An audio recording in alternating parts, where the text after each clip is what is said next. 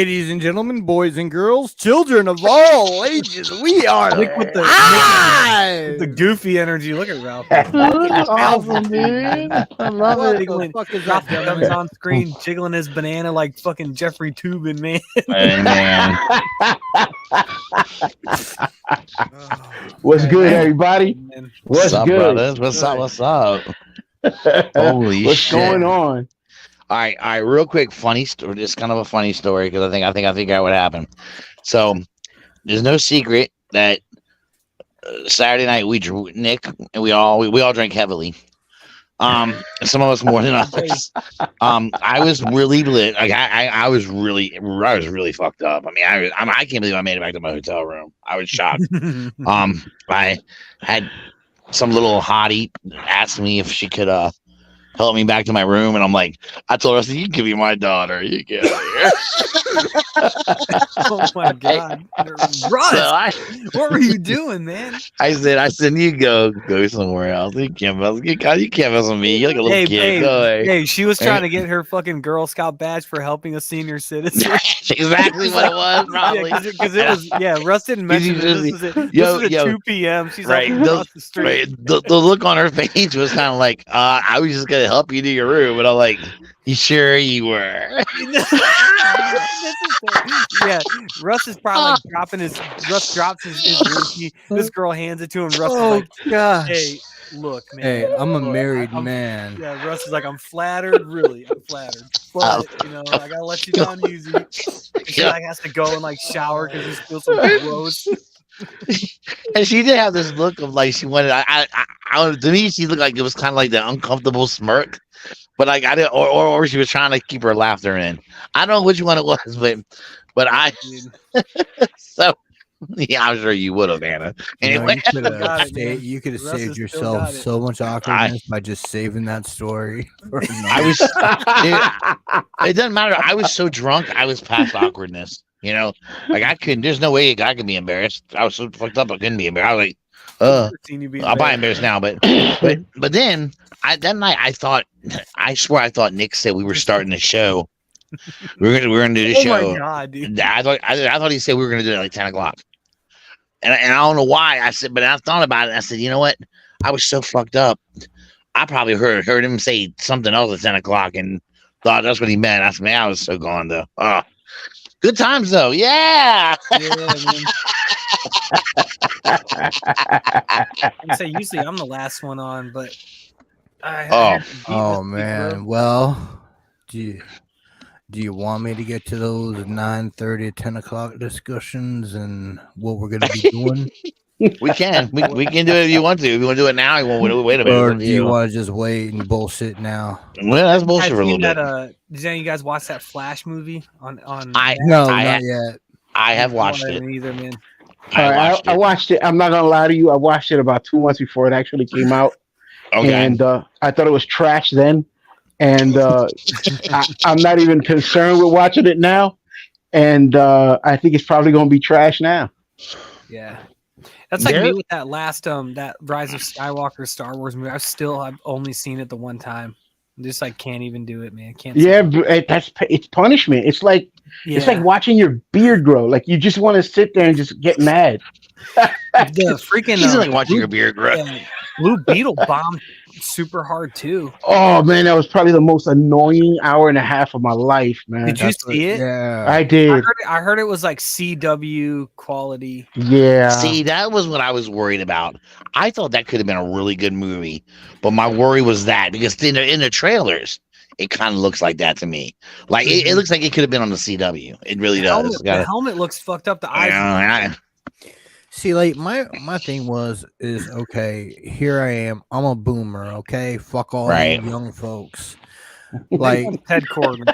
Fucking Jaime Reyes is not my Blue Beetle. Ted Cord was my Blue Beetle, and the disrespect that they gave to Ted Cord by having fucking Maxwell Lord snap his neck just so that we could get Jaime Reyes was funny because I like in that Young Justice show Jaime Reyes was awesome in that show. Yeah. Super interesting, like kind of the heart and soul of that second season. So I went into it like when I heard they were making that movie, I was like, this could be something.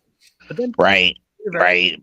James Gunn came in and said they're kind of restarting everything. They should have just trash can Flash, Blue Beetle, Shazam 2, everything, because James Gunn had to go in and be like, yeah, it is connected to this. And think about it this way: like, if James Gunn had gone in and done that and said, you know what, here's what I'll do: I'll give you a blue and a golden movie instead of the fucking just a Blue Beetle movie. That shit would have gotten people happy.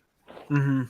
A James Gunn Booster Gold, Blue Beetle. Because he's doing Booster Gold, right? Yeah. Yeah, but not with them. Yeah, because they said that this was in like the DCU, but I don't know why they did that. I mean, I guess they couldn't say it wasn't because then nobody would have seen it, but nobody saw it anyways.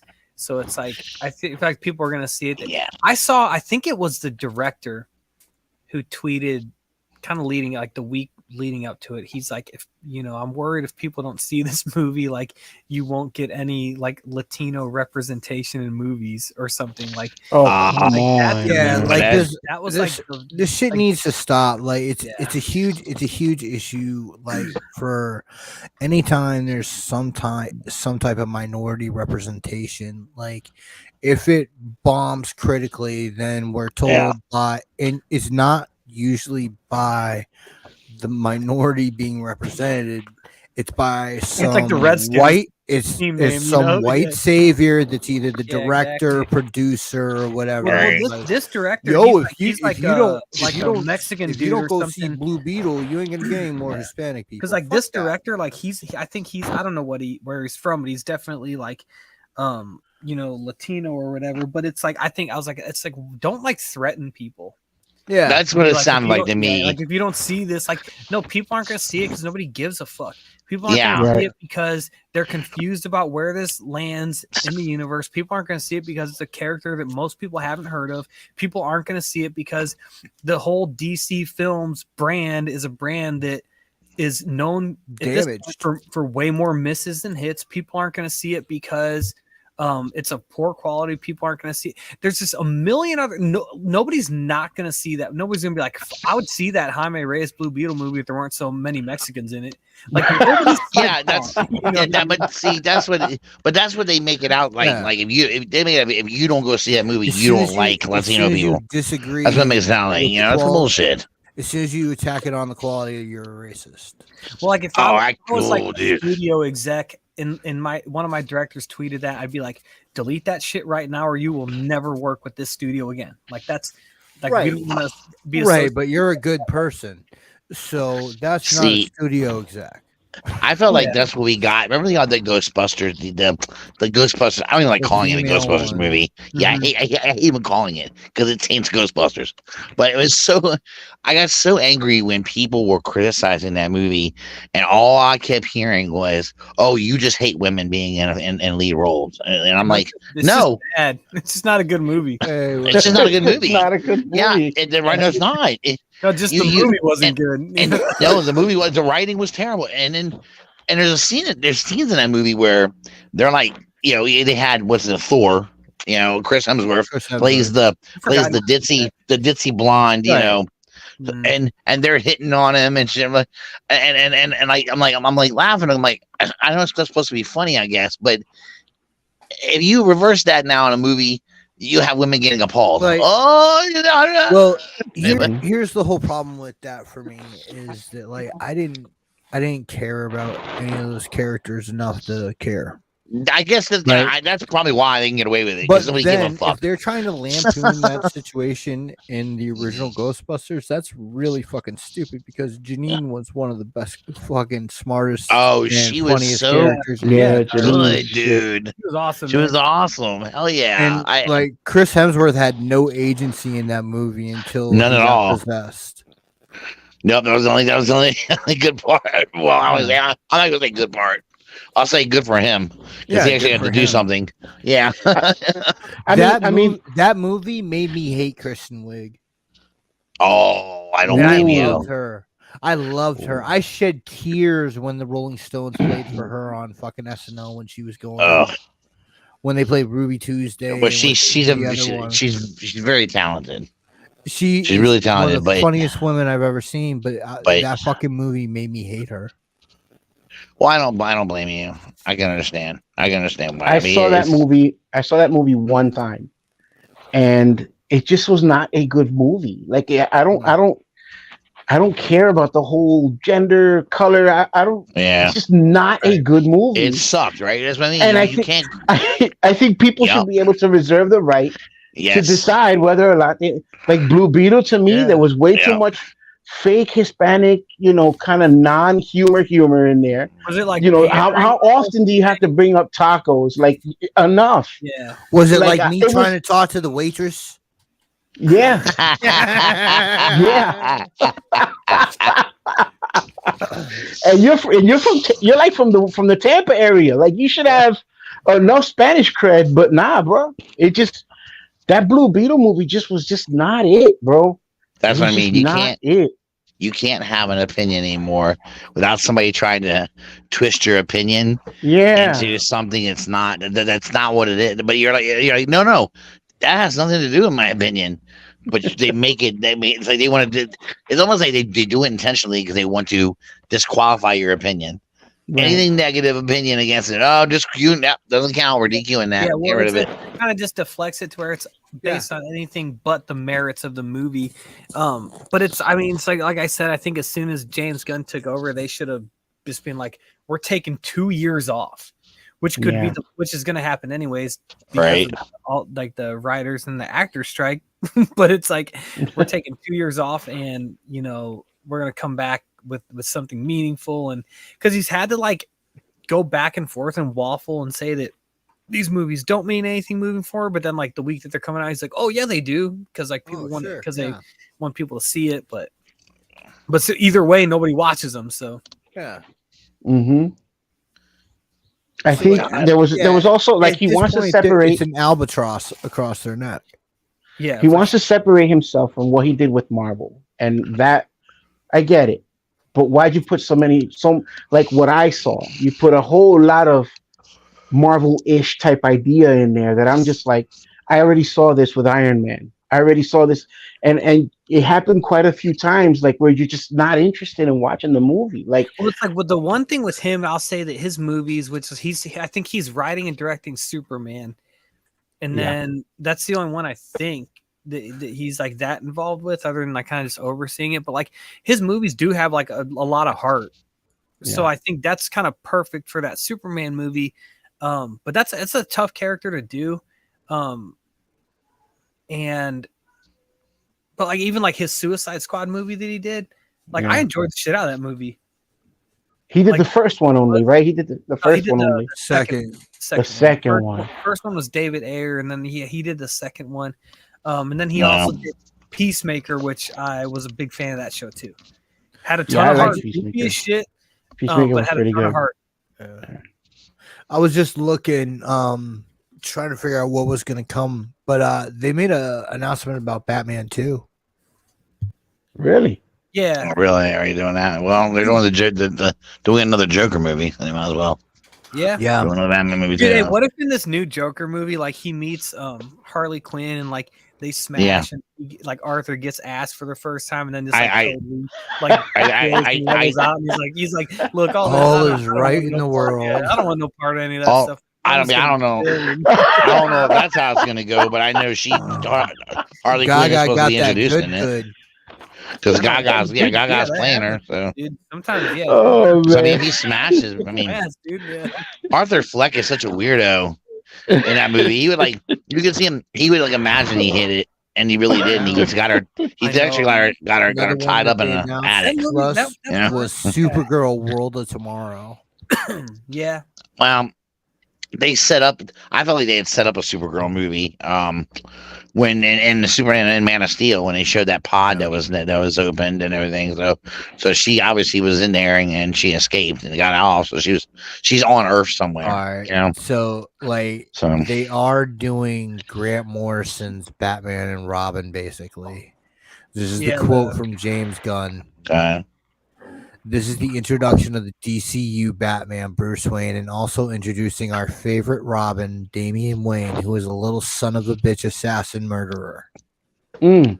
Here's what I'm gonna be Batman real. didn't know Damian existed for the first 8 to 10 years of his life. I want to be real honest with you, Nick. This is a very strange father-son story. Because you know how my opinion has changed on him. Yeah. I feel like we are past the Dick Grayson, Drake. We're past him. We're past all of those Robins. The Robin of today. There needs to be Damian. It needs to be I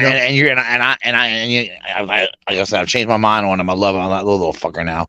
I couldn't stand him before, but he's grown on me like a fucking like a plague. But I love Dick Grayson still. He's still my favorite Robin, but Dick Grayson is not really a Robin anymore. I know. I think he's Nightwing. Yeah. Exactly. Yeah. So, dude, he hasn't been Robin for most of our lives. It's true. You're right. He hasn't. So it's like he's but the guy Andy Muschietti who directed Flash, I think he's doing that Batman. Which again, I haven't seen the Flash, but I also haven't heard anything good about it. But I think the problems with that movie aren't, and the It movies he did. Yeah, and those are good. I like those. So I kind of am leaning towards like that Flash movie's a mess. I don't think it's the director's fault. But this is what I would say about the Flash movie, dude. See it yourself before you judge. I mean, I could tell you right now, it's choppy and weird to me. There's a lot of weird shit in it. Ezra Miller's a weirdo. I don't like him anyway. It's okay. I don't think he can carry a movie. I don't think he can either. Kind of he's not. I don't think he can carry a movie. Like he didn't keep me interested enough. The only cool things in that movie were like the guest stars that they brought into the movie to play other versions of character. That was the only cool part of that movie. The rest of it was shit. No. I have not seen the Flash movie yet, but I will say that in my mind, he plays a better villain than he does a hero. Ezra Miller? Yeah, because he's fucking decent in the Harry Potter shit. Yeah. Fantastic Beast movies. Yeah. I was gonna say the same thing. Yeah, I think he does it better either in a supporting role or like you said, I think he could do I could probably go with that. If that was not right, man. It's like there's not one reason for the studio to want to keep him on board in any capacity. Like he's just baggage at this point. Yeah. Like I do a bunch of goofy fucking things in the future, I'm sure. Like I definitely think that you should watch it for yourself just so you can see what a lot of people that are hating on it are hating on. I watched all the rest of the stupid fucking DC shit. Right. It's all different out of context, and then it's not the same. Well, it's like the thing. Even if I was going to say this earlier, even if this Brave and the Bold movie does suck, I really like these Matt Reeves Batman movies, and they got a second one coming. So it's like okay, at least I got that to look forward to. So I really like the just announced today. They announced the villain. I'm almost sure. I saw that, the Brave and the Bold was in it. No. Or what? No, Robert Pattinson one. Oh, the sequel. I thought it was the Joker. The Batman, according to. I haven't seen anything about it. Wow. Like with the villain, I'm sure they're like not announcing much just because of everything that's going on. But I'm trying to find something credible. That Brave and the Bold movie, when is that supposed to be coming out? 2032 at this point. Holy smokes. Sounds all right. I'm joking. I don't know, but I think we are 2 years out from any movies. That's not. I think I'll be past my AARP. I'll be right in time for my AARP discount right around then. All right.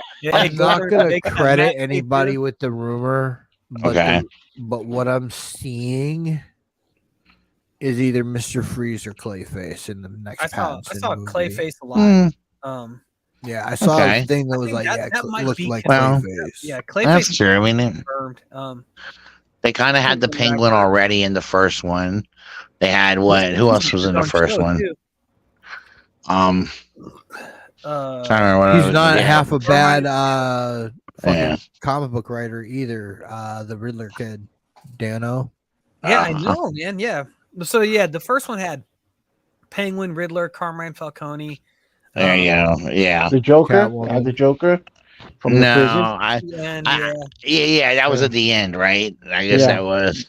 They have that deleted scene that has that's like between the Joker and Batman. It's actually really good. It's actually, and I could see why they deleted it, because at that point I'd be like, okay, now I don't give a fuck about the rest of this movie. I want to see. Well, Harry Keane is playing. Was he? He's I think he'll do it. He's going to do a good job. He was really cool in the 2 scene. My only issue, I always stop that movie before that Joker scene because the Riddler starts acting like a completely different person, out of character with what he was in the rest of the movie. Like he's like, right, he does doing like the Jim Carrey Riddler, like at the end, all weird. of a sudden, just out of nowhere. So I feel like when I first watched that movie, that threw me off, and I was like, God, I give that movie like a 7 out of 10. And then like on rewatches, it's a 9.8 out of 10 for me. I just have to stop it before that scene comes on because Batman does his little like monologue to himself. He's helping that lady on the helicopter. I'm like, all right, end. Yeah. But that scene at the end is just weird. It doesn't fit with like I said, it's just out of character for the character. He doesn't feel like the Riddler. I'm sorry, he doesn't. No, he doesn't. Well, I don't know. I do like that once in his mind he thinks that his plans are going to place. He doesn't care if he gets caught, and he's fine with people knowing who he is. Like I think that and how I kind of see the Riddler of like he wants the credit. He just had to let it get to a certain point to get. When you think about it, the Riddler and the Joker, I mean, there's a lot of differences, but there are some similarities. There's a lot of reinvention of the Riddler lately. Well, yeah, because he's. My son would tell you he's the best Batman villain ever. almost every form of fiction that we're getting that he appears in now, he's a different incarnation. Yeah, the characterization is all over the place. I'm trying to think, because like for me, it's like when I imagine the Riddler is like he does, or he is a person that like in a way wants the credit. Because I think he wants, to be almost like a serial killer. Almost he wants to tease, or like wants to be recognized, and I think they made more menace in this movie. Like, I thought it was perfect that Scott Snyder did the one where he figured out Bruce Wayne as Batman and couldn't tell anybody, or else the game was over. Was that Scott Snyder, or is that I thought it was Snyder. Was that Jim Lee? Because the only Scott Snyder Riddler story is 0 Year. Oh, I think. And must have been Jim Lee or somebody. Yeah, was that in Hush? Yes, that's what it was. It was Jeff Loeb. Jeff Loeb. Yeah, it is. Okay, yeah. See, my brain is mush. Well, the old school the old school Batman movies. He found out. It's what happened in that 0 Year comic is kind of what happened at the end of that movie, where like he floods the city and kind of like creates chaos, and that was the story of 0 Year. It was like after that had happened, but it's just funny. I do like whenever they borrow from like more modern comic books. It's just cool. It's cool if you're like a modern comic book reader. Just be like, oh, we're getting thrown a bone here. Late. You know what I think I started seeing the first changes start to happen with the Riddler was when Jim Carrey played him, but they still didn't go dark enough for me. And I mean, and that's because they wanted to sell McDonald's having most toys, so we know. It was.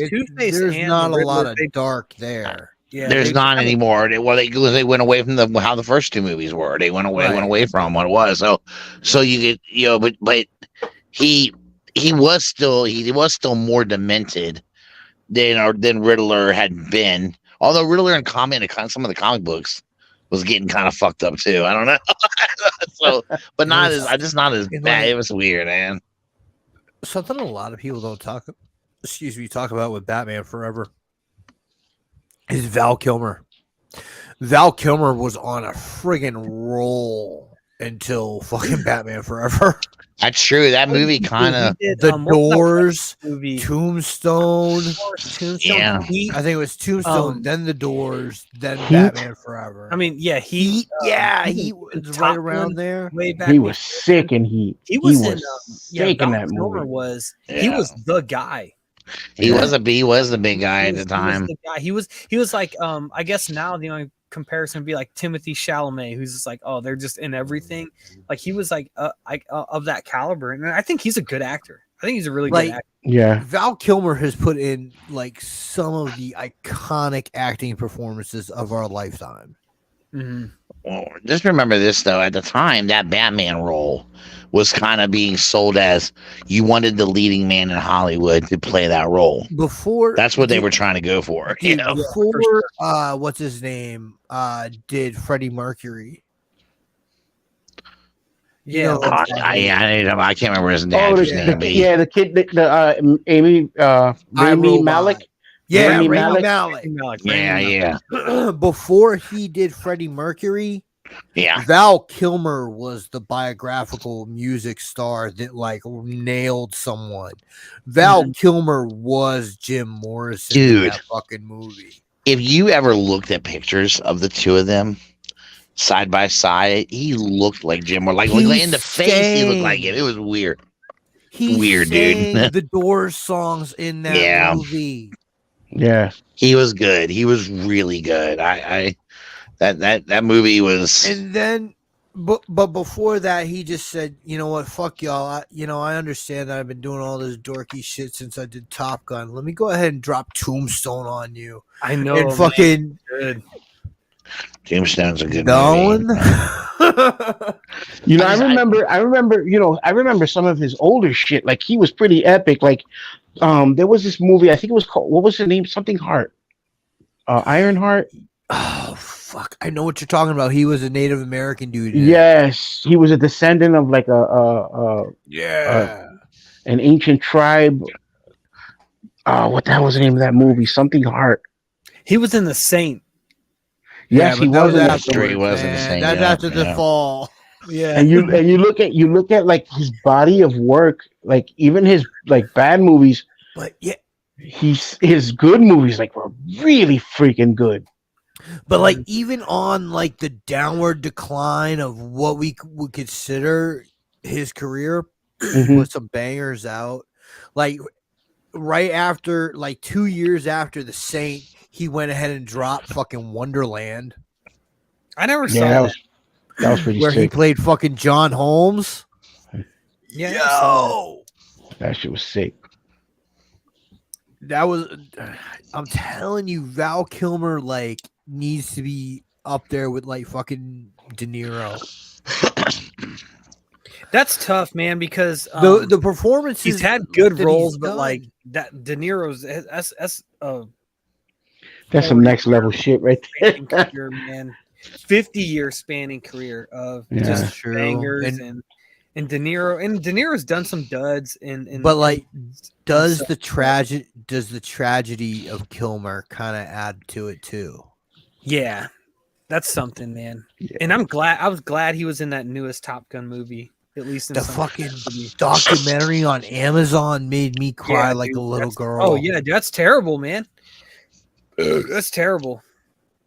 He got cancer of some kind, Russ. Val Kilmer did.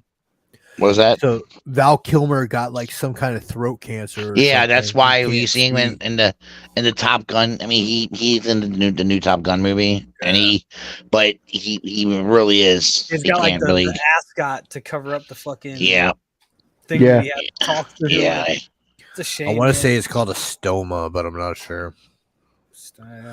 But it's rough, dude. Fucking Val Kilmer's a G, and then you add Batman, bang. Well, I mean, and you know, and I was always one of the people I said leading man thing with Batman because it was him and George Clooney back. Right, exactly. And I thought he did. I thought he played a good Batman. He just played a sucky Bruce Wayne. I just didn't like him because he was basically playing Batman, doing Batman without a mask. Because Bruce Wayne, you can see that they were already Bruce Wayne jumped into that circus thing and was like, throwing high kicks and right. You can't do that shit, dude. Like he's got it. That dude's Batman. Yeah, you've got to separate the characters because in his mind, the character's mind, they're separate.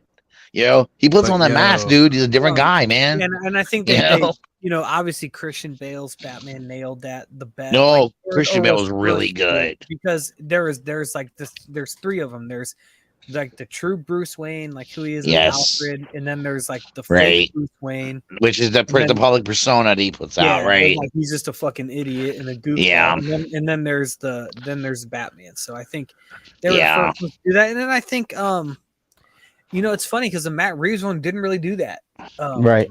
Like but I like how. I think they did it in a way where it's like Bruce Wayne's not a playboy; he's just like a fucking recluse weirdo. To where like you wouldn't expect him to be Batman for different reasons, Yeah, I get that. I guess if you like Bruce Wayne being portrayed that way, okay. But I got a weird. It's not my favorite. I'll say me either. I'm wondering if it's gonna find its way to the movies. It's a different take. So yeah, but I think that's what makes superhero movies so challenging, right? I think because you can't. You're not just playing one role. You're playing like two or three. Sure, usually, yeah. And then it's like you have to please Ralphie for Batman, for example. You got to please somebody who likes Jeff Loeb's sales stuff. You have to please people who like Scott Snyder's stuff. And that's true. Grant Morrison. Morrison. And all those things, the characters interpreted in different ways. And I think like the best attitude to have is the same when a new writer picks up your favorite character.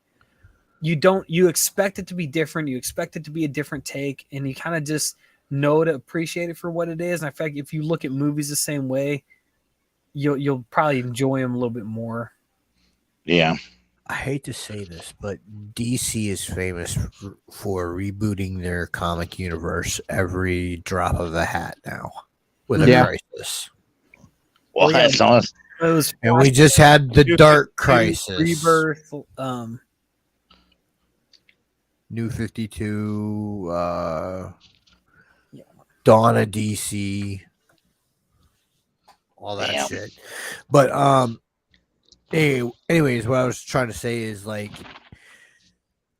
anytime they make a change to to Batman, Superman, or Wonder Woman, you know it's gonna be a fucking reset soon.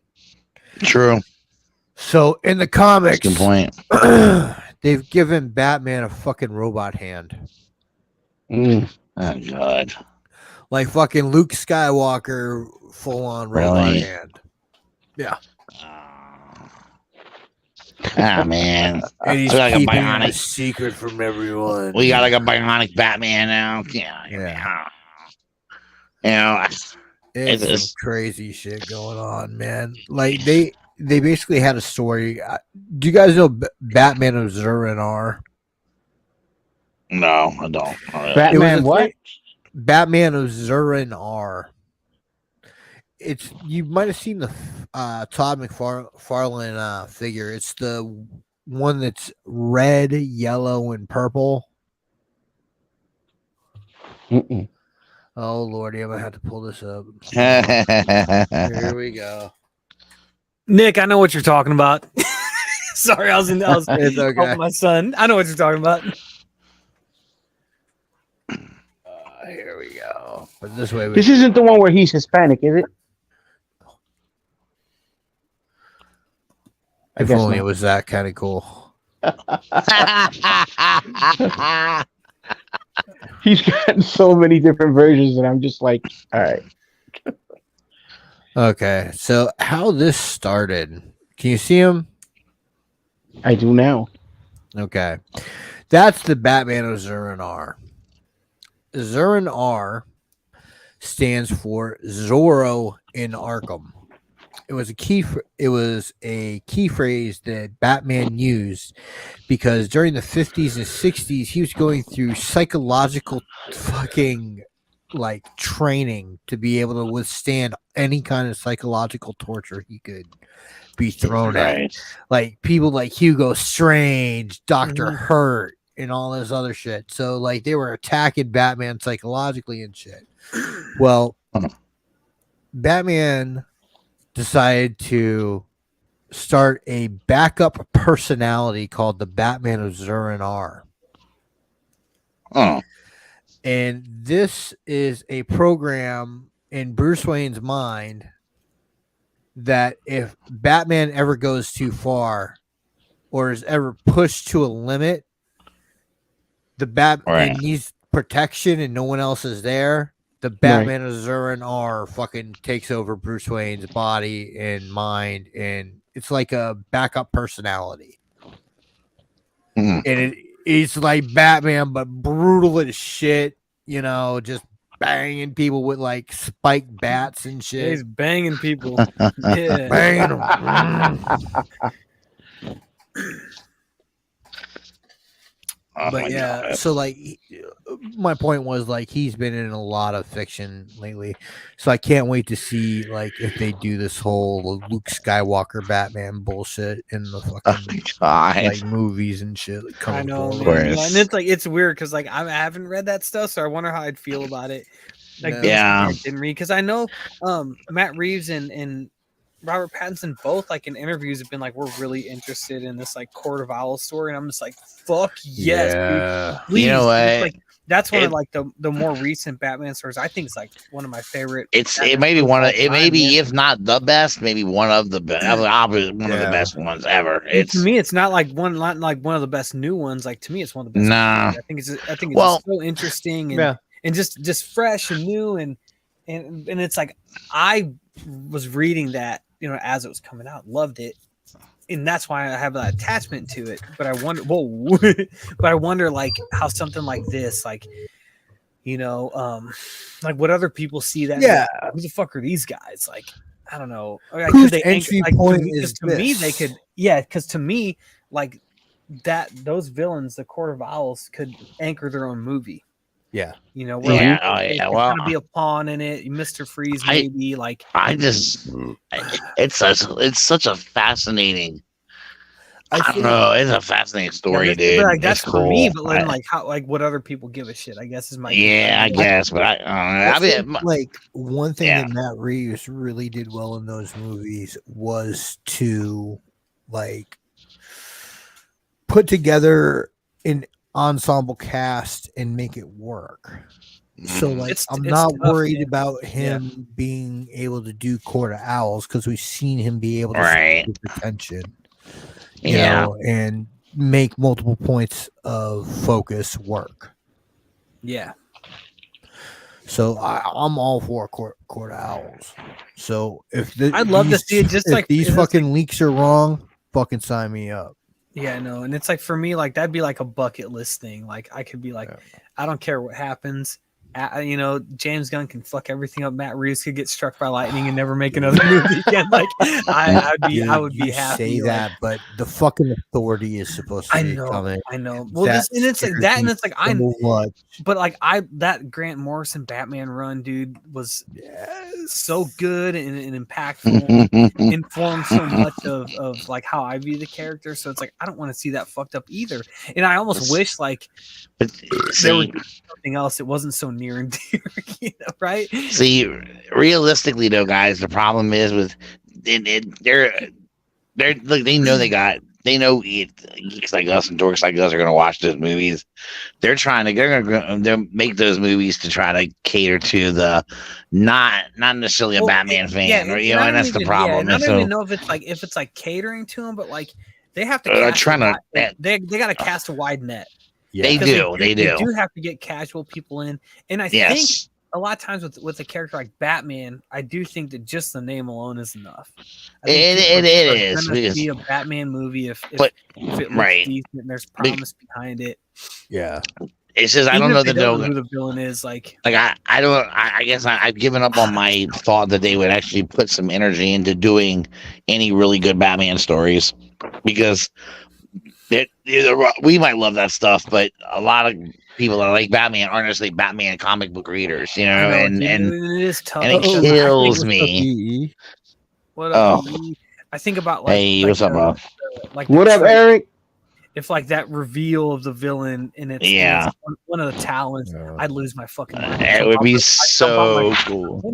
But then like would that casual fan like you know, the music goes up, the screen goes to black, it reveals one of them, and then it's like as a casual fan, it's gonna be like, Yeah, that's in that sense what it's not doing. Like, would they even give a fuck? Yeah, that would be neat. John Travolta. Poor Marcellus Wallace getting. It's one of those things. So it's like they do got to cast a wide net. It's a tough balance, but either way, I think that next one will be a good movie. That next Batman movie, whenever it comes out, fuck yeah. Gosh, dude, and it's like they've had these strikes suck so bad, and I get why they're doing them. And I was Jackie. I know. I was kind of explaining it to her, and it's just like, it just sucks. But because I want content, but then it's like, I don't know, maybe it'd be like a chance for these studios to be like, what are we investing in and what is worth investing in. That Ahsoka show came out. I watched the first couple episodes of that, and it wasn't bad, man. I thought haven't watched any of it. Gotta watch. I'm trying to wait to get everybody scheduled. I expected it tomorrow. Worst, Russ, and it wasn't that. So listen, I was pleasantly surprised. I know I'm gonna like it because I get the feeling it's gonna be basically another. I love the Rebels, like Rebels was a show I loved. So it's right. So I know I'm gonna love it. You love it. Yeah, and I was telling everyone I could tell by the freaking trailers they were showing. It's another season of Rebels. Bring it on, baby! I'm ready. Let's go, I'm excited. Hit me the hardest because they stopped production on Andor season 2, and I was like, no, fuck, no! Like that sucks, dude. Because it's funny, it's like how the writers get credit. Like that's why they had to stop production on Deadpool 3, because if Ryan Reynolds ad-libs during a scene, he gets a writer's credit. Yeah. So, does he really? I didn't realize that. No shit. Oh, yeah, it counts as a rewrite, doesn't it? Yeah, I guess it does. Yeah. Unless they're going just strictly to a T off script. Yeah. Anybody who modifies that, or if they decide to use a cut where a line is different, then whoever came up with that gets that writer's credit. So they had to just want to know how wrestling is getting away with it. I do too. Are they not involved? You know what? I've never ever thought of that. I've never once thought. Are of their that. writers? Maybe they're just not unionized, or their writers not part of the guild. They must not maybe be. It's all people within the WWE, just being like, here's the layout. The fucking Judgment Day just won the World Tag Team Championship. Nice. Yeah. What was it nice? Was Wyndham Rotunda last week. Yeah, man. Bray Wyatt died while we were. Oh my god, dude! Yeah, terrible, man. Yeah, it sucked, dude. He was a fucking young buck, dude. What was he? 36. Yeah, 36. Yeah. Christ, dude. I agree, Brian. I just wanted to throw that in there. I agree with Brian Break. Well, that's the thing, because with those, because I don't think they're giving the wrestlers when they're in the ring going off. Those aren't script lines they're reading. No, they're off the cuff. Go off, man. Yeah. But they are given a script, and a lot of times, if they don't have enough juice and they go off that script, that's their ass. Yeah. Unreal, dude. But that man was 36 years old. He was right around from where I live right now. He was from Brooksville. Country boy. Fucking what? Yeah. At least third generation, right? Yeah. His father, his grandfather's Blackjack Mulligan. His father was IRS. Yeah. Mike Rotunda. And his name. His mother is Barry Windham's sister. Right. So that's it. Yeah, that's how that connection there. And then, he has 4 kids. Yeah. That are unfortunately two a little bit older from the ex-wife, and then 2 from two at JoJo. Yeah. And WWE through his fucking merch for the weekend or week or whatever, they were donating all proceeds of Bray Wyatt merch to JoJo Offerman and her children, right? Cool. Yep, trying to help out because I think one of the biggest thing about him is a lot. I mean, he was known throughout the business. All the independents know him. Everyone just knew him because people have worked with him before, and from when he was younger, or they've just been in and out of the WWE, or he was down in NXT for a while, and then there's so many he had so many relationships throughout the business, right? And all people keep saying is how much of a genius he was. He was so fucking incredibly talented, and he had this ability to. I mean, that Bray Wyatt character, that's him, man. Yeah. He created that. That's all his idea. Vince it sucks that Vince has possession of it because it's not Vince's. No, it doesn't belong to him. And then Vince tried to ruin it. He did, and then this was what a big bunch of the gripe was about when he left before. Was he wanted more say over his character, and they Vince doesn't like doing that. Vince has that do as I say. I don't give a fuck what you want to do. And, like the other thing is that man was 36 years old, and this was brought on by COVID. Yeah, it was kind of. So he had been having heart problems before. Yeah, COVID, and then they got exacerbated, and that man at 36 had a massive coronary. Dude. That's fucking nuts. Man. Yeah, it sucks, man. A friend of mine knows the family, and she was pretty upset. I like that. Like, are they like all just like juiced? Well, I don't know that this heart problem was caused from being juiced up. Yeah, I feel like he doesn't fit the he doesn't look like Scott Steiner. You know what I mean? Right. Like, he's doing it just to get like mass or. Well, if you looked at, he was one of the chubbier wrestlers. Yeah, they were always on him to get in shape and shit. Yeah, so I don't know, like if he would. I don't know any kind of gas. Yeah, I'm not gonna say he was or wasn't. I wouldn't think that would be something with him. Yeah, I wouldn't either. He had a lot of mental issues though, as well. He did that was some things like he did talk about mental health issues a lot.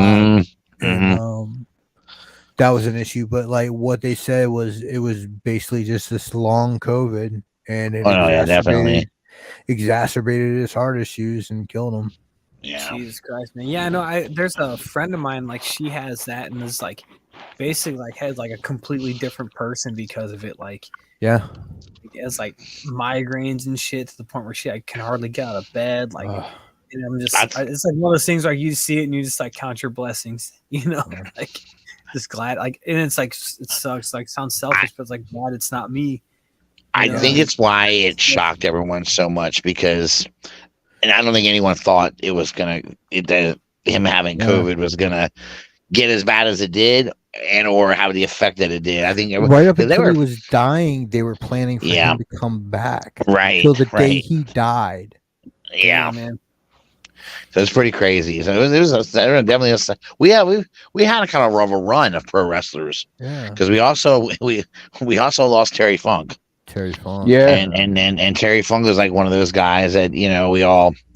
I mean, if you were a wrestling fan in like the 80s or in the 70s and the 80s, he was probably one of the guys the 90s, 2000s. Yeah, dude, Chainsaw Charlie, come on, Terry. No, he was cool then, but Terry Funk was awesome in the 80s, man. Jesus Christ. I mean, he had some matches with Ric Flair. Most iconic roles, like for a wrestler actor ever. The one in Paradise Alley. And yes. Then, when he was in fucking Roadhouse. Baby. Roadhouse. Yeah. Oh, what the hell am I supposed to do? Yeah. Yeah, it was fun. Fucking Terry Funk, man. Rest in peace. Oh man, yeah, definitely, dude. And I'm gonna go ahead and transition into another wrestling story. Then I want to talk about PopCon. Go for it. The other wrestling story is about hour or two before we went on the air. Yes. AEW fired CM Punk's punk ass. Now, Yeah, and I will tell you, Nick. There are some people that think. Bitch. There's some people that think he wanted to get fired on purpose. He was trying to get fired. Yeah, well, they chose Jungle Boy over you. How do you feel about that, Phil Brooks? Well, Jungle Boy is an up and coming over you, Phil Brooks. Jungle Boy is an up and coming wrestler who's a company guy. Whereas CM Punk is a self exhibitionist who doesn't give a fuck about the company. It's only about him. Yo, so and then he fucking he's putting like fake ass shit on the fucking Instagram and shit. Like that he knew that he knew FTR when they were kids and shit. Just like trying to like kayfabe people. And it's like, bro, FDR, Franklin Delano Roosevelt. FTR, man, the fucking Franklin Theodore Roosevelt. They are a damn good tag team. They are good. I do too. They're fun. Like, They're Punk fun. acts like he could jump up in just anybody in the locker room's face and not get smacked down. He jumped up in Jungle Boy's face. Sam, Jungle Boy is probably about like an inch or two taller than you. And to put it into perspective, his father is Luke Perry. Yeah, remember Luke Perry from 90210? Yeah. Who passed away a few years ago, right? But yeah. Yeah, that's so Luke that's Perry's who kid. CM Punk decided to make an example out of. Yeah. CM Punk, he's small too, right? What's he like? Yeah, no, he's at least like 6'1", 6'2", legit, I believe. I think they build him at like 6 foot in UFC. He was like 195, 185 pounds. He fought at welterweight, I think. So was 170. 170. Cut down to get there. I was one of those people that kept trying to give him the benefit of the doubt, man. But the problem is every issue has one thing in common. It kept coming up. CM Punk. Him. Yeah. He's the only commonality. Eventually you have to say it's got to be him. What the fuck's going on here? You got to think about this, man. Ace Steel bit Kenny Omega in the last fucking confrontation. Yeah, right? When they had to fight. So then they had to fire him. But what happens if fucking Kenny Omega came down with MRSA from that shit? I don't know. Or like staph or something. Yeah, a lot of stuff can happen. You never can tell. I mean, And then this time he fucking chokes Jungle Boy. Oh, is that what happened? I heard he was just choking him out. Shit, man. No, he fucking the reports online that go from Jungle Boy's side say that Jungle Boy came back. Punk got right in his face because Jungle Boy said, "This is real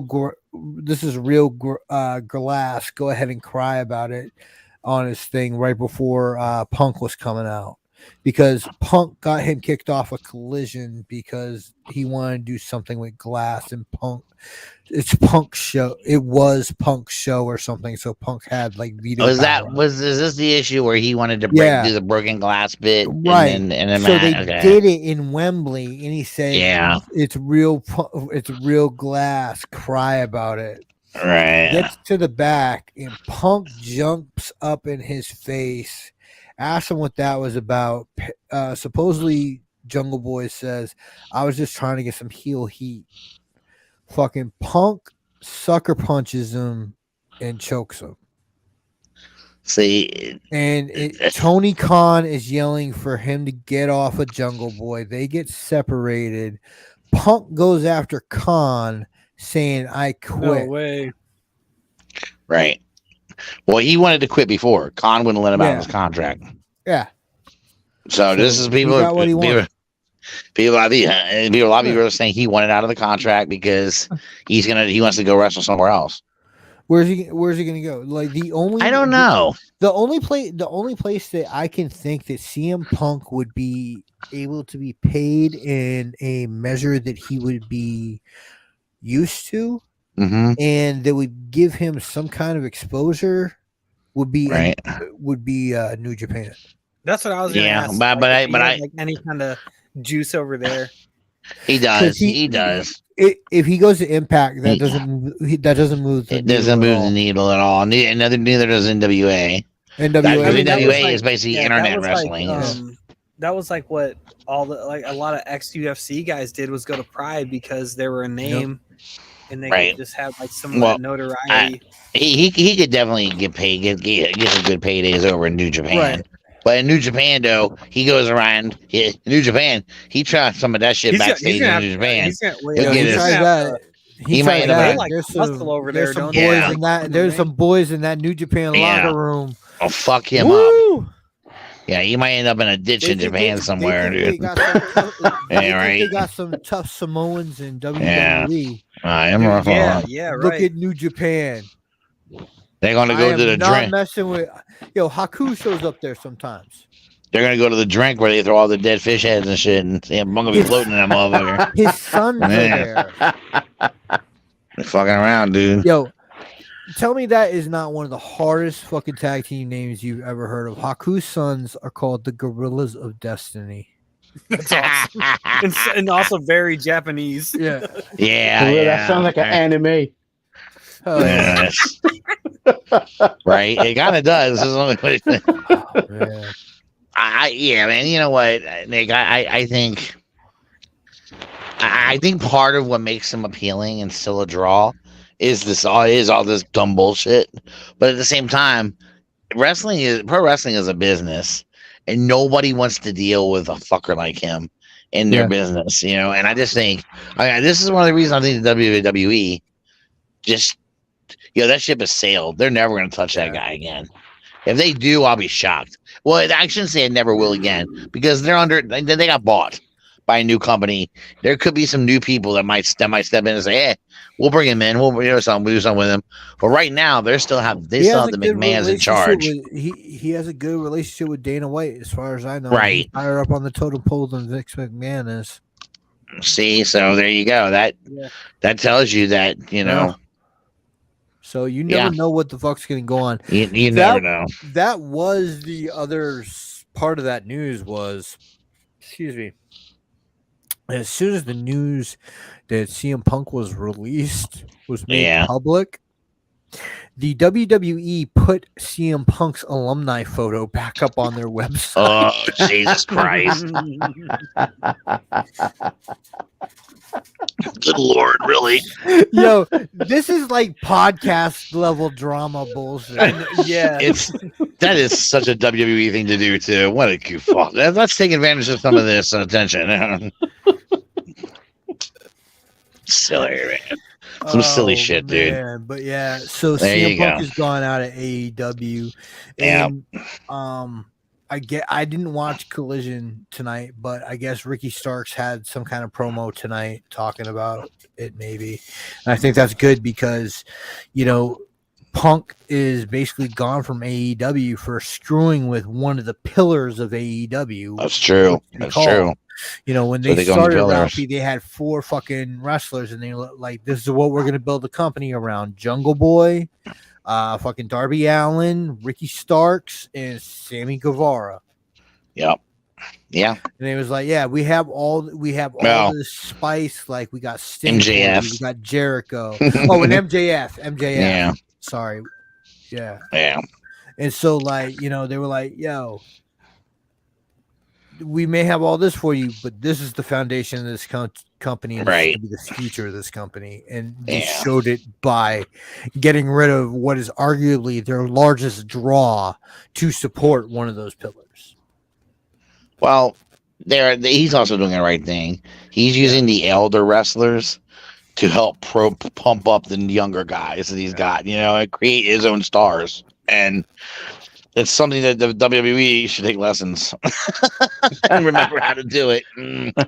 Because, the idea is you need to have at some point, you need to start creating your new stars. So you need to start having the older guys putting them over. They need to go over. You need to have a back and forth for a while and all that. So, but I don't want to criticize. I don't want to hate on WWE for that. That's just it's too easy to do. Real quick. Let's get real tinfoil hat about it. Okay. All right. I heard there was a contract signing between Vince McMahon and John Cena that almost went bad. Really? Where Interesting. Vince wasn't going to get something Yeah. from Cena that he wanted that was important to Vince. And after that contract, I don't know if it was Cena or not, but that's what I heard. After that contract, Vince said there will never be anyone bigger than the company again. Wow. And if you look at it, post Cena, there hasn't really been. I mean, Roman Reigns has come but he's kept Roman Reigns in check, dude. He cools him off every time he needs to. Yep. And what is the bloodline all about? It's all about family, loyalty, and respect, like a fucking mafia family. Like a mafia family. Yep, absolutely. And that's exactly what McMahon sees himself as a fucking mafia don. Absolutely. That's funny as shit, dude. I love that. He better watch himself, man. He better watch himself. Because he's every time throughout history, no matter what you get into, the minute you think you're bigger than something, that just is a setup for a downfall. And you know what made the WWE hotter was the fact that these guys were blowing up on the outside. Like, you know, Hulk Hogan was making his own movies, and The Rock made his own movies, and Dave Bautista made his own movies, and then you got John Cena and you know, Roman Reigns. I had heard a rumor that he was being courted for like a role in Fast 10, and I heard that he was he's done some movie roles, some small bit where it's some small appearances. Yeah, well, he's doing like some background type shit, but I heard like he was like getting like, you know, getting groomed for he was up for the fucking Momoa role in this last Fast and the Furious movie. Okay. Yeah. And WWE refused to. That would have been kind of it would have been kind of cool, but the problem is he already was in Hobbs and Shaw. Yeah. He played one of Hobbs's one of his yeah. So I guess like you do look at like how much the WWE gained off of these guys. You know, like I don't know, no doubt. You know, and like why would you shoot yourself in the foot like that? Like nobody's bigger than the brand. Like, dude, chill. That's because the reason is because he is let's be honest, Vince McMahon is a power bro. He's a power broker. He likes to have all the power. Yep. He likes to have all the say in his company. And that's why his brand is not what it was, man. Well, it's not his brand anymore. It's not his brand. He's just transitioning, man. He made what? Right. Oh my God. I don't even know how much he got paid. I can't remember. What he made personally. 09 on Twitch. Hello. Well, I don't. Yeah, I'm not sure. I can't. I'm sure it was in the billions. I'm sure it was over $1 billion. Over billions. I thought it was what he like made 9. personally. Well, I mean, it might be what he made personally. Yeah, because they had to buy. I mean, buying the company means they had to buy out his stock, his stock holdings too, as well. So he got paid. He got paid like $4 billion or some shit. Like he got paid like money. Lucas money. Yeah, he's Lucasfilm money, bro. Yeah, he's he's at that point right now where he, you know, the only reason why he's doing this is because the guy that he sold to basically said, I want you to stay running this thing for a while until we can get things implemented. You know, get my own people implemented in there and that kind of thing. You know, that's why. People think Triple H is on his way out because they're going to bring other people in to do his role. Yeah. You know, so, and he's made a lot of money too. Don't worry. Triple H and Stephanie, they're fucking stinking rich. Hell yeah. And she cashed out this last time. She did. And he's got plenty of money himself too. Yeah. They've done real well for themselves. They've done so good they can easily retire right now and just enjoy their retirement and live large and be fine. Yep. All their kids are going to go to private school and be like, you know, those little prissy little bitches. So they'll be, you know, and they'll be great. Yeah, man. Until they decide to revolt against mom and dad and become pro wrestlers. Ah! Yeah. You got to think, man, how hard that's gonna be to like fucking, try to fucking tell your kids not to be a pro wrestler or some shit like that when that's how you made all their money. Yeah. Mm-hmm. It's true. You're right. Look what happened with the Rock's daughter. Yeah, what do you got to do? You got to get them I into mean, something else, man. The Rock didn't want her to become a pro wrestler. The only deal he got off. I mean, he got a deal. He said you got to go to college first. So what she do? She went to college and was training while she was in college. Yeah, no, they have like that, all those like development programs, man. They get all these kids so early. You do, like from all these different sports, man. Yep, and because they can pay them, they're allowed to pay them for the name, image, and likeness. NIL, yeah, right. They get them like those twins, those female basketball players they got. They're getting ready to come. Gable they're Stevenson. trained. Yep. They're trained to be pro wrestlers now. So they're going to be. He's like he's supposed to compete in fucking Worlds in September. I don't even know if he's going to do it. Because, I'm not sure. I think he is. I hope he does. They want him to do everything. So and I think that's there's more he was about to. You have to wrestle like to compete in like conferences, right? And he's at Minnesota, so he's in the Big Ten. You have to compete in like, I think it's like 3 or 4 dual meets or whatever. So like he was like set to come back, and I think he was basically just like he was going to come back, compete in like 2 dual meets, win conferences, win NCAAs again this last year. But he was like, I just had some scheduling conflicts. It just didn't work out. Like, just imagine that, man. Like he's like that good at that level. And he's an animal. He is, dude. He's that dude's a big motherfucker, dude. He's an animal. These guys that once he decides these two guys right here, these two guys here are fucking that animals. is the epitome of handsome right there. That is imagine if that was a tick. It looked like Demolition. That's right. Axe and Smash. Look at that. That's right. You're Barry Darso, Russ. Is that why that's my guy? Great. You're Barry motherfucking Darso, and what was his name? What was Smash's name? His real name? Yeah, I can't remember. Anyway, right outside the yard house before we had lunch. Yeah, we're just going through the Saturday. Photos in whatever order that we go, and we can just have Sam as the outside presence asking questions, and then reminisce about everything. But that was a good lunch. That was actually a nice place, and they did a good job, man. Yeah, that's when I got there.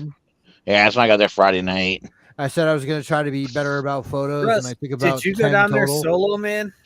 No, I went up there solo. You and Nick too, man. And I got there. That's always fun. I mean, it's also always great to go with the family and everything. But I feel like just to get out, pop out. Let's be honest, we're all dads here, right? Yeah. Okay, when we go on vacation with the family, it's not really a vacation, is it? Because we're all doing the same fucking thing that we do the whole time. We're taking care of the wives. We're taking care of the fucking kids. They're having a fucking vacation, not us. Yeah, that's right.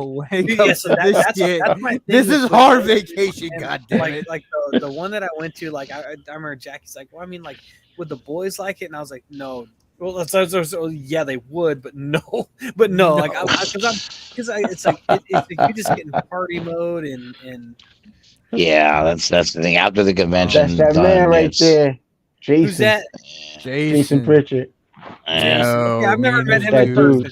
Okay, I've never met him in person. All I gotta say is, dude, is the Kettle One was popping. Swell guy, man. I had so much fun talking to him, dude. He's a good guy, man. And his wife both. And his wife, yes. Wife is awesome too. I think it's Stephanie. It was Stephanie, wasn't it? Or was it Stacy? I can't remember. But she was really lovely. That's when you know someone's cool whenever it's like someone's wife's super cool. I remember Jim Hogg. Yes. You know, it's him and his wife. Yeah, Georgia. Yeah. Yes. I just saw they were at a Sum 41 concert recently. Hell yeah, dude. But it was Ricky. Here were 2 of the 3 roomies. I don't think I caught Fucking- EE for a photo at all. The whole damn con. Dude, that's Really? my biggest That's regret, man. crazy. That was my biggest regret about BotCon, bro. I really didn't get as many photo opportunities as I wanted. Dude, it's Like, you know, hard, here man. it is. Like, when Here you're it in is. the moment, man, it's hard. Yeah. Here it is. I'm a bicycle ride away from the venue, dude. Like, you don't know how close the American Dream Mall is from my house. And I have my entire damned clique outside of a few people in one place, and I couldn't get as many photos as I wanted to. That just killed me, man. It kills always me. time management of these things, and I forget who I was telling it to, but it's the same thing. And Dave Cologne told me this shit to help me out because I was always getting frustrated not being able to get people together. It's always like herding cats. And that's Yeah, all I mean. true. It's like it's like You gotta catch the wave and just go with it, man. catch the wave, and it's like for me, like my mind is like I just want to have like a moment with this person, a moment with that person. Yep. Yeah. Then it makes it worth it, man. And it's like if you can check all those boxes, like it's never enough. It's never enough time, you know. But that's what It makes never. It did. It just went by way too fast. And we're talking about a 4-day time span. Like, Yeah. it just blew by, dude. Like, What- you know, Thursday night, I'm in there with Chuck taping up wires on the floor by the Agabus booth. And 5 minutes later, everybody's packing up to leave. Like, it just sucked. It sucked to see everybody leave. One thing I do want to say is this is the most time I've had with Ricky, and it was so fun. You know what? Ricky and Ricky- I give Ricky a hard time, and I only do it because I love him. Yeah.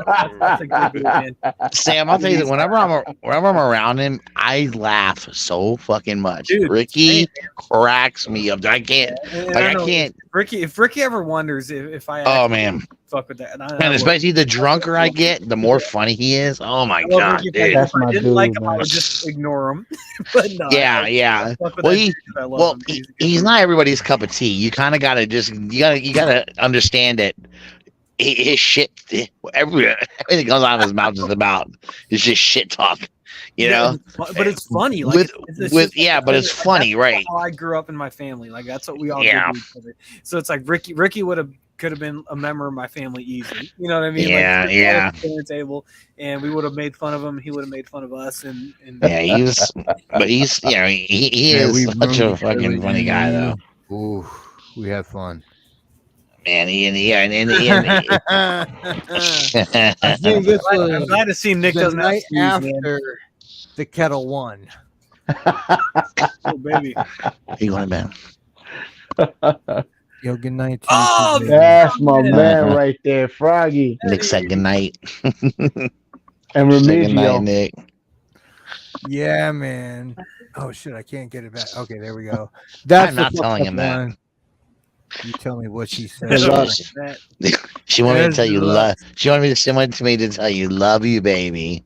But Oh, you too, honey. You sleep well. but you know what? I'm gonna say it in a sexy way so you feel uncomfortable.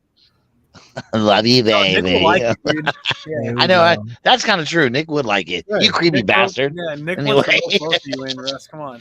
Jesus Christ, Nick. That's one of the things I love about him. He's so creepy. Ah, Talk about creepy. Look at that. Right in between our touche. faces. God Hey, damn. that was a good one. I had ran my head up in there. I'm like, hey, fuckers, you two big son of bitches with me and him and Deluxe. I'm like, I squeeze. I felt like I was squeezing the baby through a vagina. Good son of a bitches. So your fucking comment was just like completely obliterated because Deluxe is a teeny tiny person. Who am I, love?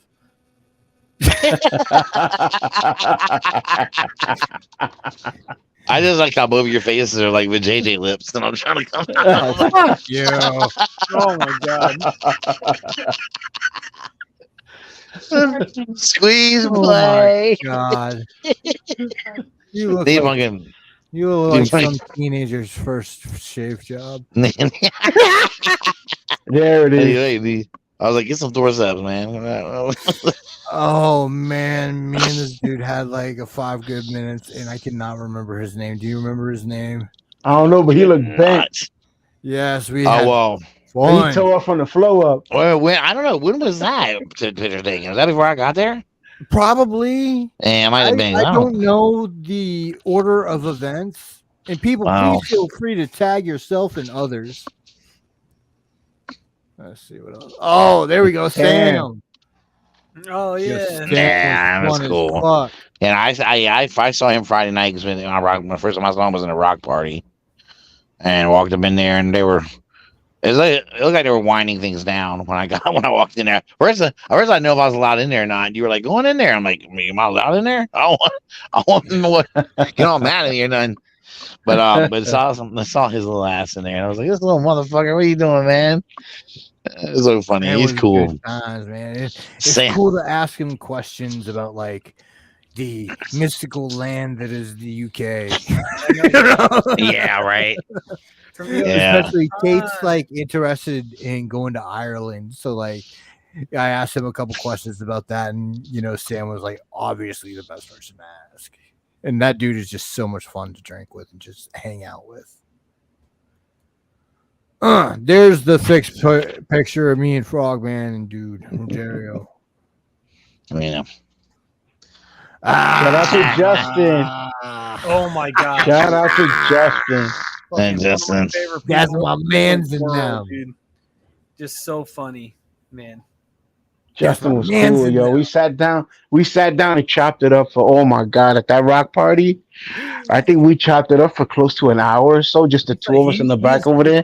A steady stream of jokes, man. Like he's like one of the funniest people. He is freaking awesome. Dude.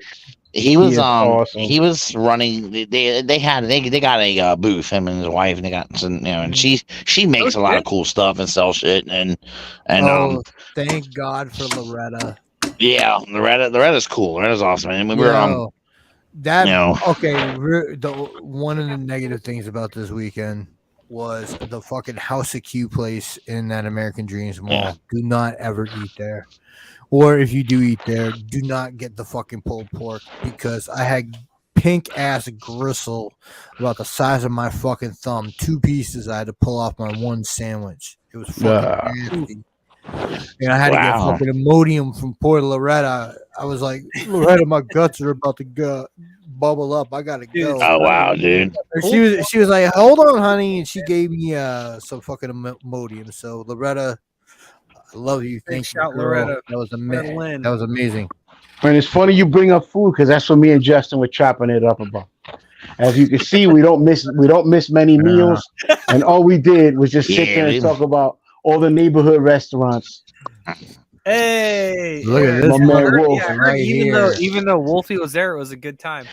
Yeah, right. Well, hey, he made it first of all. You know what's funny about Wolf though? He was in the hospital earlier that day and fucking made it. That's crazy, dude. What did he say? He had he had like an emergency penis reduction. He said. Yeah. He was like, the swelling just wouldn't go down. Yeah. Hey, look, Sam, when you're that back was hurting. When you're that. I don't know if he's watching the show, but I told you, Wolf. When you go from 3 inches to 2 inches, it's a whole new world. That's how you feel it. You feel it in your back, man. Yeah, man. Whoa. He is that dude that just pops up everywhere. Lease on life. Like I won't see him for I won't see him. Rash, man. He just pops up. You're like, oh shit, dude, Wolf, what the fuck? It's wild, dude. So cool. There were more pictures. Shit. I guess not. Look at you guys. You guys look like the cone heads. They like Siamese twins connected my head. There's my weird ass gallery. I guess that's all I have. Let's see if photos of you, if there's anything I've been tagged in. I don't think so though. No, did I tag you in any of mine? No. I didn't tag you in none of my shit. No. I didn't take one. Go on my shit. I think I had a weekend shot real quick. I didn't take one. I was like, nope. I didn't I'll take tag pictures you with guys. everyone else. I suck at this Facebook thing, man. That's okay, dude. I didn't do it either. There we go. And Ralphie's gonna have more shit because he's more photogenic. Jose, dude, just the man. Look at Jose. That's my man. Yeah. Fucking love and he's hot, dude. Good things about him. That's my guy. Good dude. Solid dude. I wish Yeah, they all shit their pants when I walked in there, man. Everyone was like, everyone was walking around saying hi to everyone, and everyone was saying hi to you. Like, oh my god, what are you doing here? Moo. Look at that. But yeah, look at this. There's Justin, Crystal, Vinny, Chan. Yo, shout out to Vinny, man. Vinny, I can say it now because married. I could. I could get. I knew about that shit, but I just couldn't tell nobody. I knew that was gonna happen. I just couldn't tell nobody, and it was hard keeping that secret. Yeah, Nick and I talked on the phone. What Nick was that Sunday night? Yeah. And we were like, we brought him up. I was like, you saw Vinny. I was like, dude, seems like Vinny's got a little lady, man. Like they seem like they're doing well. Super happy for him, we love him. She's a sweetheart. She's nice. Yeah, not even every time I talk to her, I had to talk to her in Spanish because I couldn't talk to her in English. I didn't want nobody knowing nothing, and then they'll be like, "Yo, you spilled the beans." I didn't want to be that guy. So, congratulations, man! Shout out to Vinny. Hey, level one, she's cool though. Yeah, she's fucking awesome. She's all right. She's okay. She's pretty cool. She's a sweetheart. Lovely too. She was. Yeah, daughter's a good kid. More importantly, she makes my boy happy, and that's yeah. Hey, Vinny. Vinny did not stop smiling that whole week. No, he was cheesing the whole time, dude. Vinny, dude, like he's one of those people. Like I love it. I would feel like protective of the guy. Like I would. Yeah. I love it, man. And but yeah, every time she's great, and he looks like he's doing well. Love that guy, man. So happy for them. He's a guy that deserves it, Yeah, he definitely does. Every time I get around Chan and JD, like I get soft and I just want to melt and hug them both. Mm-hmm. Same thing for Crystal and Wolf. I love it. Shout out to Crystal, man. She cool as hell, dog. Hell yeah. Chuckles was there. And oh my god, I don't know what Chuck's problem was, but I was either a vampire or the Matrix that night. Yeah, it was weird. Chuck kept saying, "What are you wearing? What are you wearing? You look like dark, like a vampire or something." Derek. I'm like, shout out to Derek. Derek worked his ass off, man. Derek worked his ass off. Derek was a busy dude. He looked like a pinball. Like you seen him like one of those big ass pinball machines where the pinball is just like kind of. That was Derek. Thursday night, that was Derek. He was just running everywhere. I kept asking him. I said, "When do you get a chance to chill?" He goes, "I don't know what that word means." I'm like, "All right, dude." And he was running panels and shit. Matter of fact, this was Thursday night. This picture was taken Thursday night. Damn. See, my hair is a mess. There you go. There they go. The MPSP squad. As I like to say, the Chubs. Hello, baby. That's my girl right there. Dan. That's my girl right there. Hey, Mike. Oh, I love that. Shout out to Mike. He's hilarious too, dude. He's like, I got to hang out. I got to hang out with him a little bit, talk to him a little bit. That was nice and chat. My man left the show. Drove like 4 hours, did a concert, drove like 4 hours back. I was like, bruh. He's a worker, dude. Me for a little bit. For the weekend and I do in a year. That dude is a fucking animal. He's awesome, man. Him and Vanessa. Beautiful people. Look at that girl. Yeah, that's the lunch table. No, Gort. I keep blanking on this dude's name. What is this dude's name? Remy. Remy? Remy. We call him Remy. Short for Remigio. Remy. Is that Dust back there? Oh, is that German? Mikey was up there. Gary was on that table. You see Dave down at the end over there. Was that Mike Wells was there? Yes, Mikey. Oh, love that dude. Me and him hung out that whole first Thursday, basically. Mike is awesome. That I was there. He was so fun. He's incredible. Gary, Jose, Frogman. This dude, 47 here. Logan. Is that Logan K? Yeah. Yeah. Okay, I've never met him in person either. I did not get to see Logan. I got to talk to him last night on the hangout a little bit though. That was got to chill with Frogman a little bit too. Him and this man, love him and I love this. The shit talking between him and Dust is great. It's your call. It doesn't really matter. Go ahead. Does the Bumblebee? Go ahead. Hey, Bumblebee. How's it going? Yeah. Snap.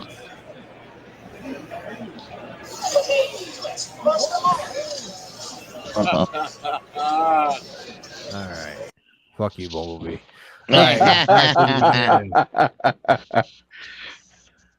Oh man, that was so much fun. That was great. That was a good time. But really quick before we jump into something else, I received a little something in the mail today, and I wanted to be like break it open here as an exclusive. As y'all know, I was kind of hoping Eric would be on by now, but I don't know where Burgess is at. I don't know what's going on. There was a last minute chance to buy another X Transbots Nelson, and I jumped in. Shout out to Eric for Kennedy's Village and all the work that he did there. Proceeds went to the charity, and Daddy was looking for a purple, man. And here's the box. I just got it today, and I'm gonna open it on this show. Oh shit! I'm gonna open it on the show. Daddy's trying to get this purple. Yeah, I wanted an orange one, and I was happy. I was happy when I got my orange one. I was like, all right, cool. But I'm looking for this purple one. It just seems to evade me. And if it's in here, I'm gonna shit. Live, I'm gonna shit. While you're doing that, the one thing that I did get this weekend was I got a rock print that JD did, and that's awesome. That's awesome. And that was really dope, and that was really cool of them. And thank you guys. Shout out to these. These are the most comfortable T-shirts in human history.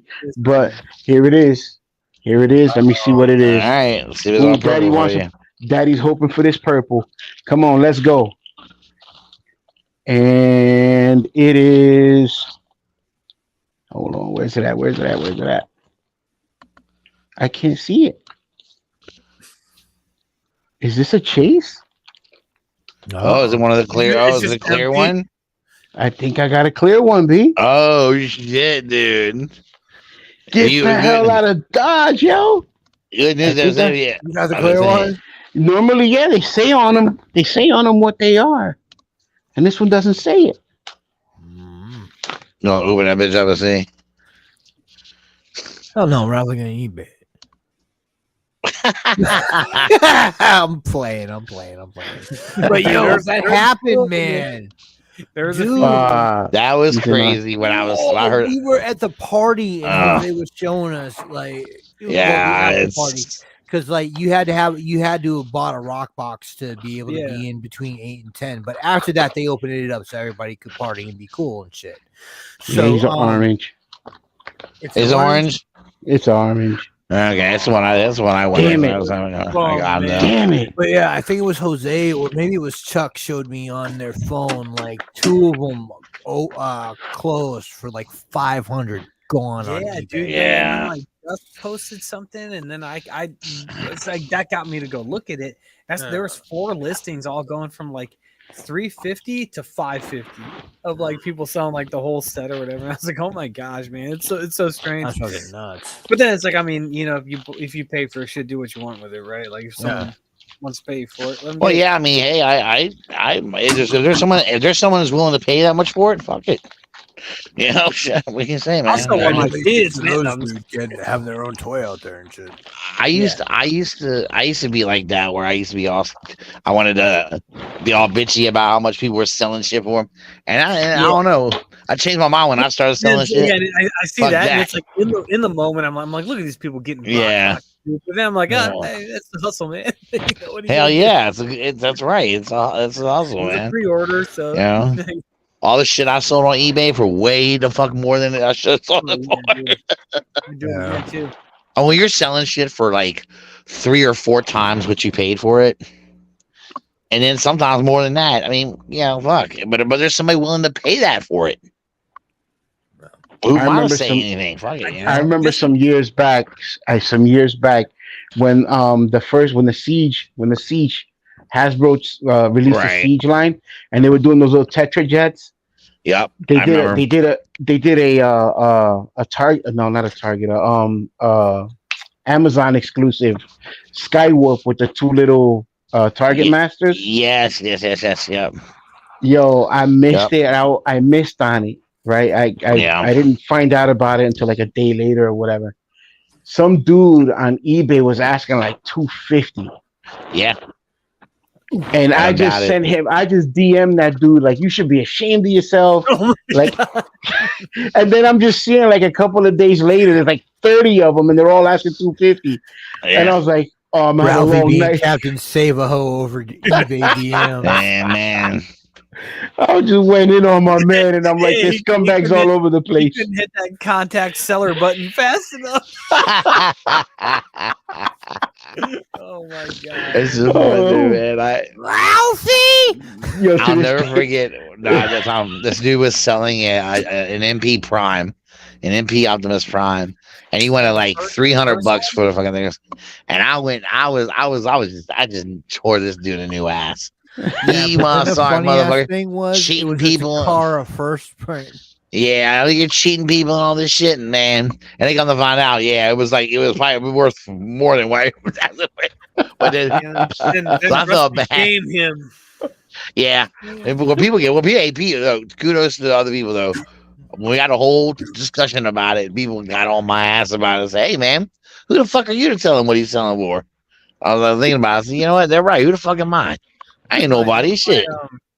That's my principle of life, man. If you want to sell your shit, get what you can for it, man. If someone's willing to pay for it. Real quick. Real quick. Yeah. Does anybody want to, top off anything on the con discussion?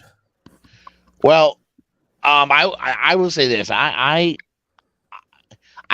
He's got some growing to do, I'm sure, and he's going to do it. I'm sure he's going to grow it. I liked his setup, the idea he had for the setup there. I thought it was pretty cool. The venue was awesome, but the problem is traveling from a hotel, just travel around there from that place is a bitch. But the good thing is it's a mall, so anything you fucking need, you can just stay in there all day if you want. Mm-hmm. But I liked the convention. I thought it was pretty cool itself. I mean, I just went in there. It was nice. I forgot when last year's was. Are they fixed on that like August date?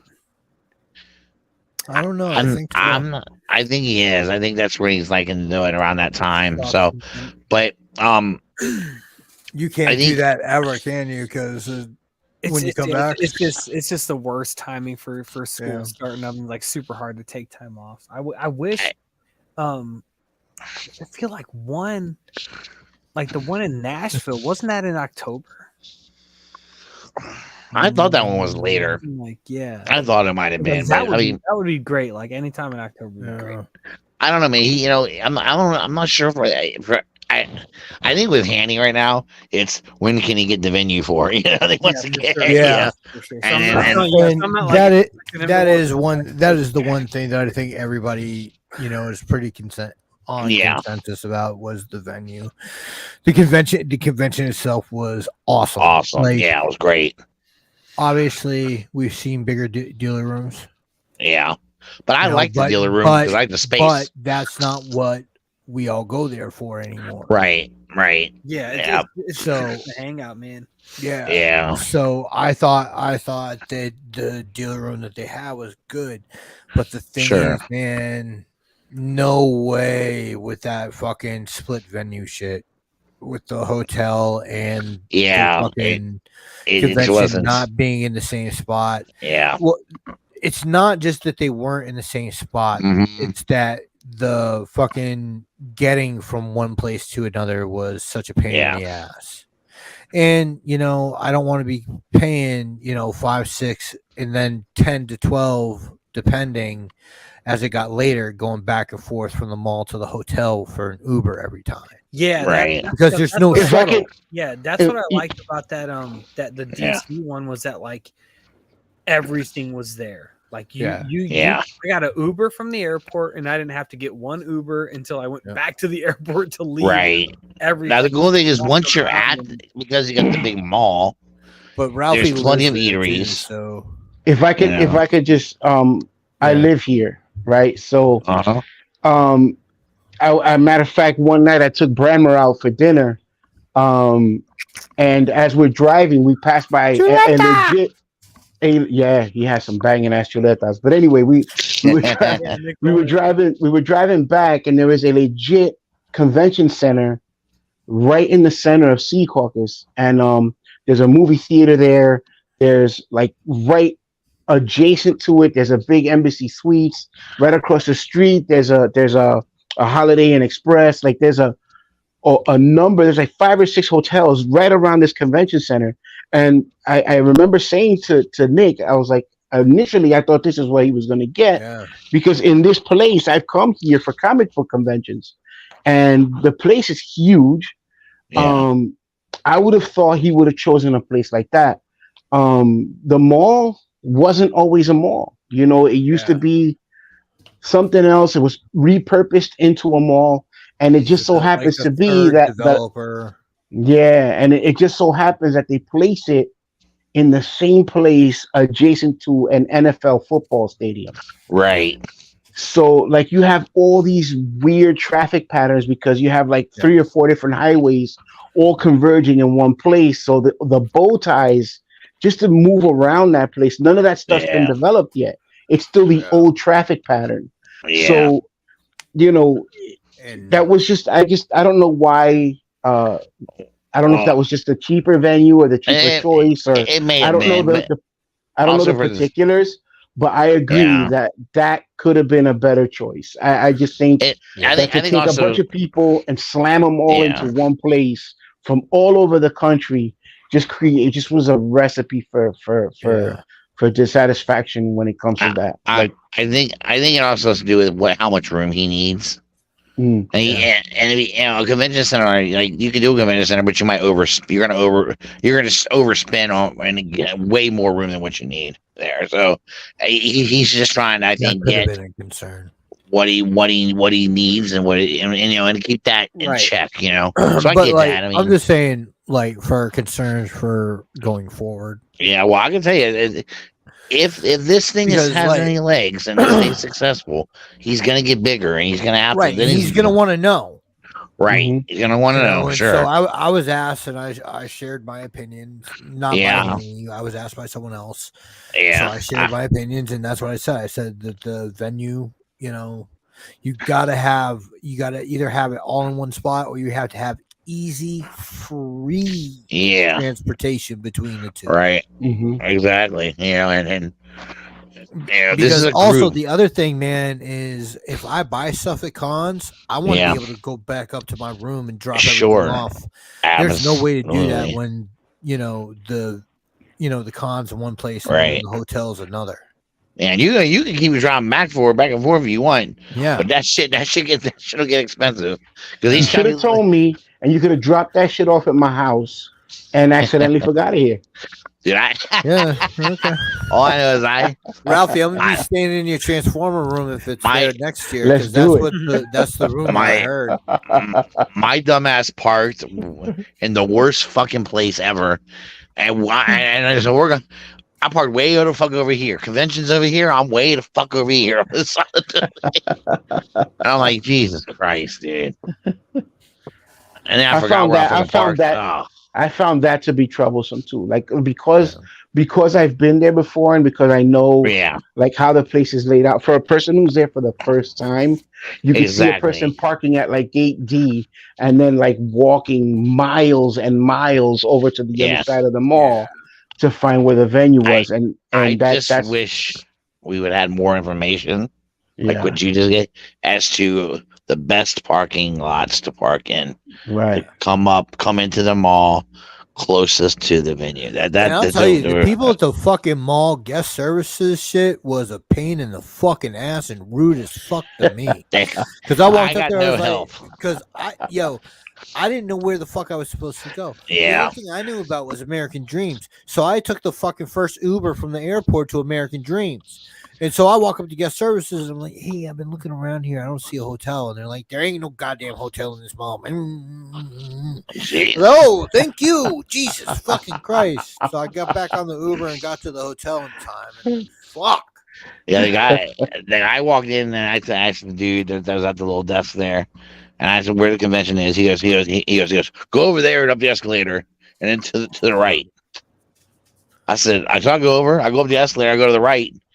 There's nothing but a fucking restaurant shop.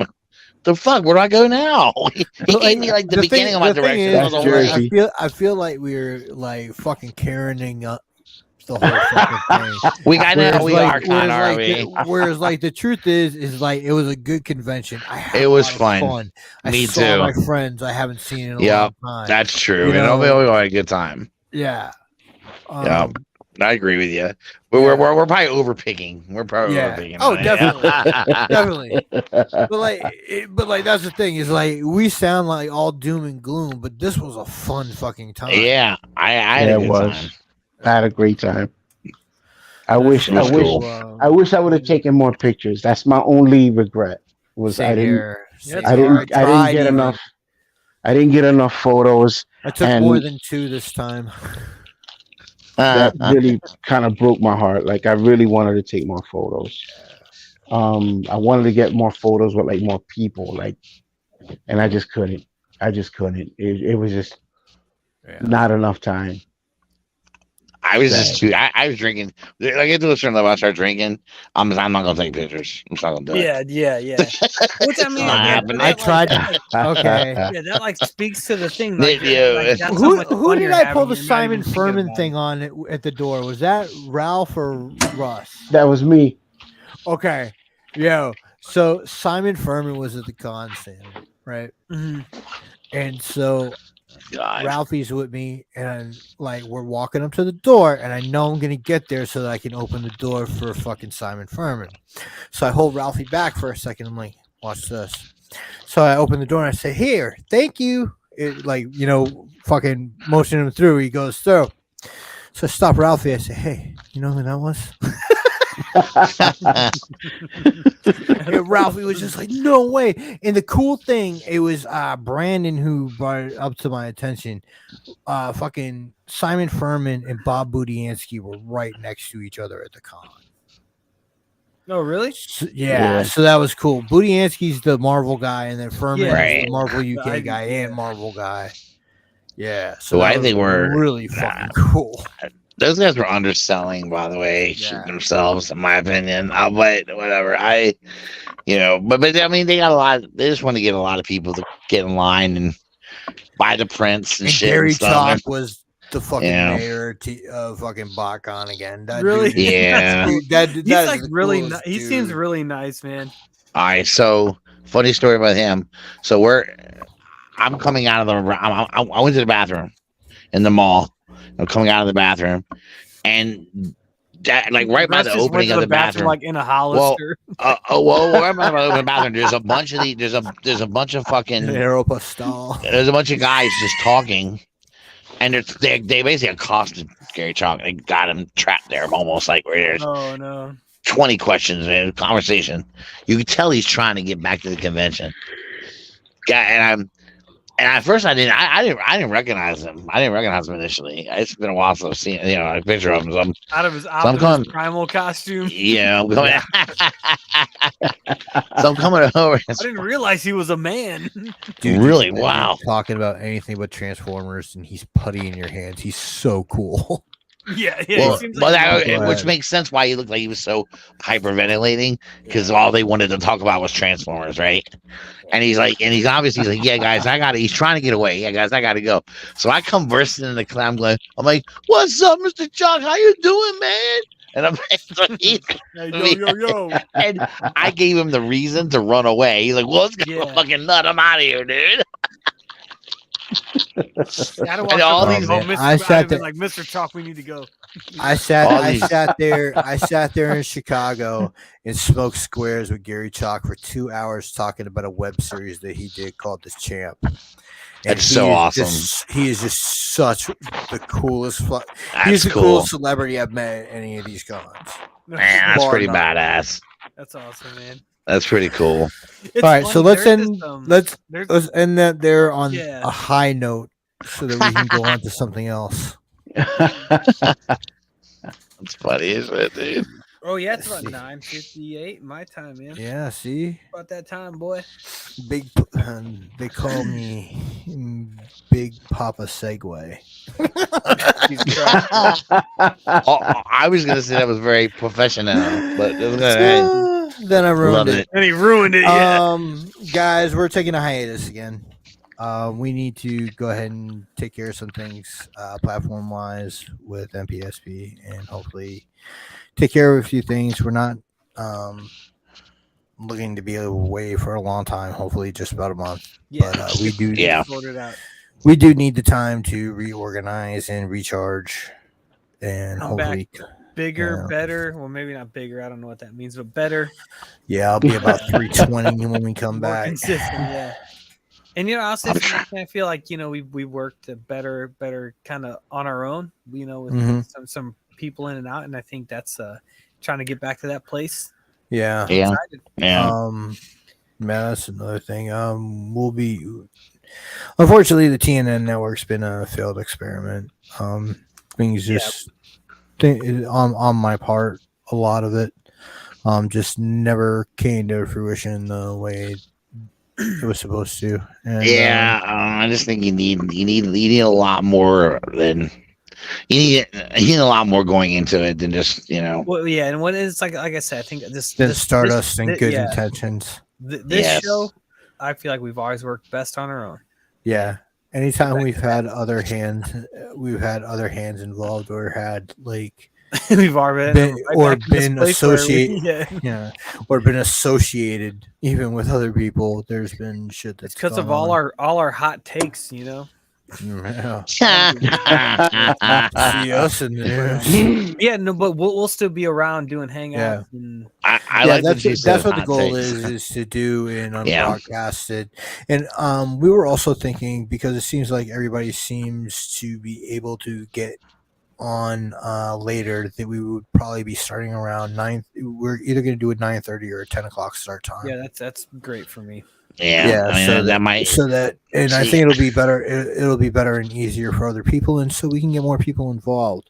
But I'm also going to be looking at doing some more short form shit. Hopefully trying to beef the channel up and do some shit in the meantime. Yeah. Oh yeah. I think that's a good idea. Positive to work on the starting time, because it's tough. You got a lot of Sam is a perfect example. We got guys and their dads. Got to get little ones down, and shit like that. And then, quick boy. right. And then I don't have that problem because my kids are both adults and they don't. I don't even know if they're at home right now. Jesus Christ. God, that must be great, man. I don't know. They may or may not be. I don't know. I haven't seen them all day, but who knows? I think I saw my son for a little bit, but who knows? Yeah. Shit. Yeah. So we'll be around for sure. Yeah. And we're not hard people to find. No. Yeah, that's true. So if you if you hear something, say something. Yeah, I'm gonna try to be better at checking my messages and shit. And I got on my ass about this shit today. Yeah. I gotta do better. She's like, "Yeah, start checking your messenger better." I'm like, I'm sorry, I just don't do it. It's like I'm really bad. I'm really bad about it, but I need to reach out to people. Yeah. Better. But so we'll be back in about a month, guys. Yeah, I mean, we'll miss you. We'll miss you show wise, but hey, we're gonna be doing hangouts. So come hang out with us. Yeah. Come bullshit with us. Yeah. Essentially. It's not that long, y'all. It's only 4 Saturdays. Yeah. Yep. It's only 4 Saturdays. Okay. So, peace, love, and hair grease. We're out. Adios. Be good to each other. Later. Ralphie, that was really